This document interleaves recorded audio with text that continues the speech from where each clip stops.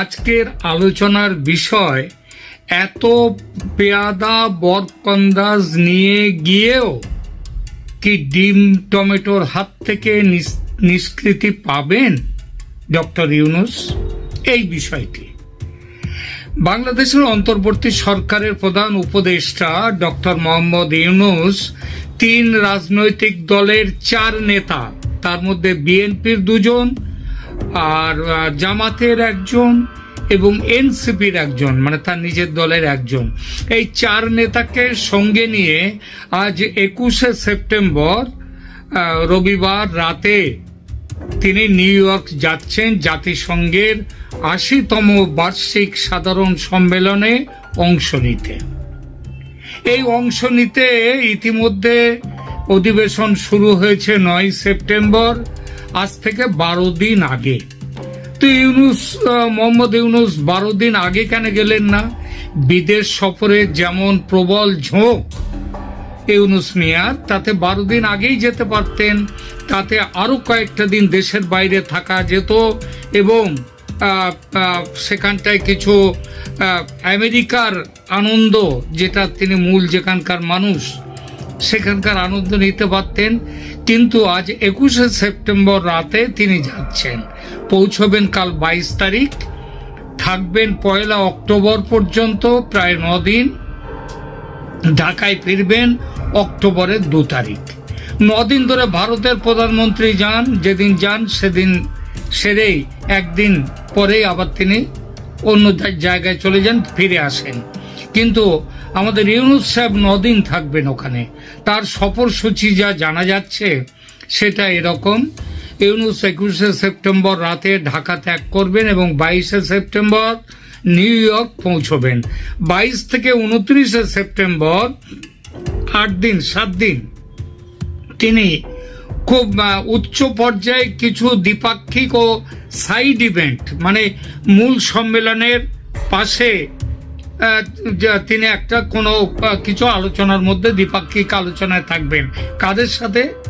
অন্যান্য দেশের রাষ্ট্রপ্রধানদের সঙ্গে, যদি অবশ্য তার সঙ্গে আলোচনা করার মতো রাষ্ট্রপ্রধান পাওয়া যায়।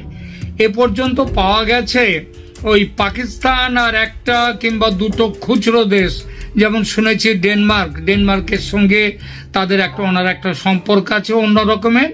আর এছাড়া ফিনল্যান্ড নাকি রাজি হচ্ছে তার সঙ্গে কথা বলবেন, তাদের রাষ্ট্রপ্রধানরা এসে তার সঙ্গে কথা বলবেন। তো এছাড়া অন্য কোনো বড় দেশের রাষ্ট্রপ্রধান তার সঙ্গে বৈঠকের প্রস্তাবে রাজি নন। রাজি না হওয়ার কারণ কি?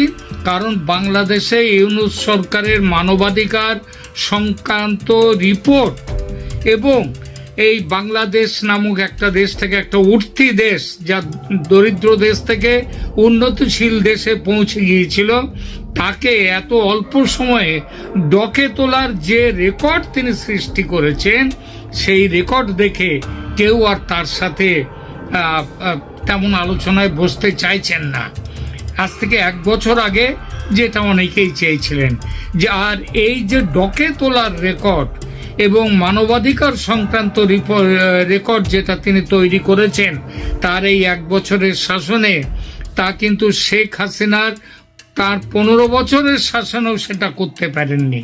এই দেখুন না, আজ ইউনূস মিয়া যাচ্ছেন নিউ ইয়র্ক, যে কথা দিয়ে শুরু করেছিলাম ডিম টমেটোর কথা, এইবার সেই প্রসঙ্গে আসে। আজ ইউনূস মিয়া যাচ্ছেন নিউ ইয়র্ক, আর আজই আন্তর্জাতিক মিডিয়ায় বাংলাদেশের বর্তমান পরিস্থিতি নিয়ে বেশ কিছু সমালোচনামূলক প্রতিবেদন প্রকাশিত হয়েছে। আন্তর্জাতিক সংবাদ মাধ্যম বাংলাদেশে মিডিয়ার ফ্রিডম নিয়ে, প্রেস ফ্রিডম নিয়ে উদ্বেগ জানিয়ে লিখেছে, 412 জন সাংবাদিকের বিরুদ্ধে মামলা করে তাদেরকে হয়রানি করা হচ্ছে। বাংলাদেশে 39 জন সাংবাদিক গ্রেপ্তার। এই হিসাবটা অন্তত আমাদের হিসাবে, আমরা যে হিসাব পেয়েছি ওখান থেকে, তাতে ছোট বড় সাংবাদিক সব মিলিয়ে 100-র ওপরে সাংবাদিক তাদেরকে গ্রেপ্তার করা আছে।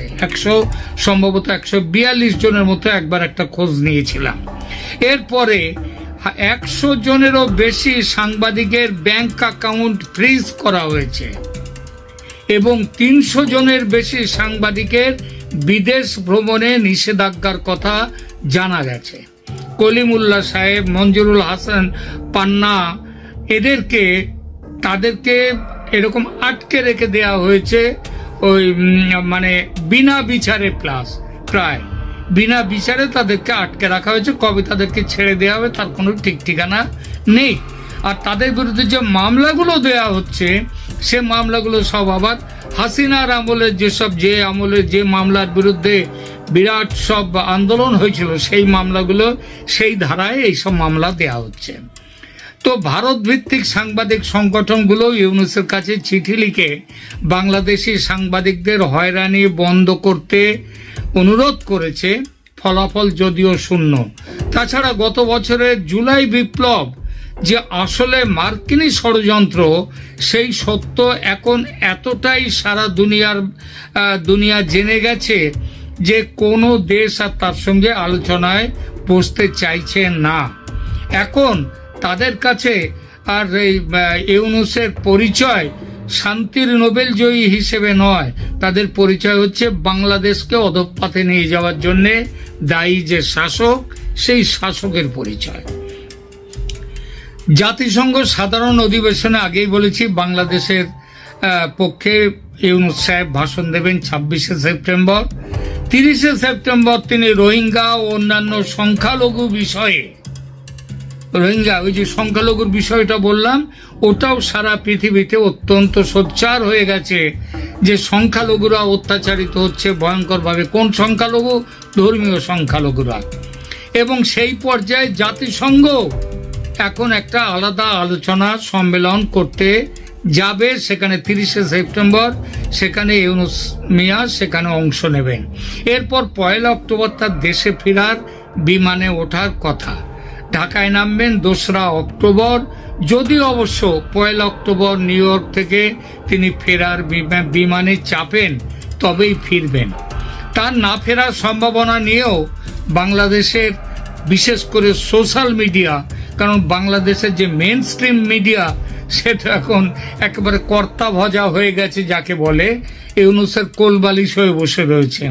তো এমন যারা সোশ্যাল মিডিয়া বাংলাদেশের যে প্রতিবাদী কণ্ঠস্বর সেটাকে তুলে রেখে দিয়েছে সোশ্যাল মিডিয়ার এমন অনেকে আছেন যারা বলছেন ইউনূসের নাকি না ফেরার মতলব ছিল। না ফেরার মতলব মানে তিনি মুক্তি চাইছেন, সেটা যাতে করতে না পারেন তার জন্য ৩ প্রধান দলের ওই যে ৪ বড় নেতা সঙ্গে যে গেছেন, সেটা ওই কারণেই তাদের যাওয়ার উদ্দেশ্য পালাতে নাহি দিব। আগেই বলেছি জাতিসংঘের অধিবেশন শুরু হচ্ছে ৯ সেপ্টেম্বর। ইউনূস মিয়া ৯ তারিখে না গিয়ে ১২ দিন পরে ২১ তারিখে যাচ্ছেন।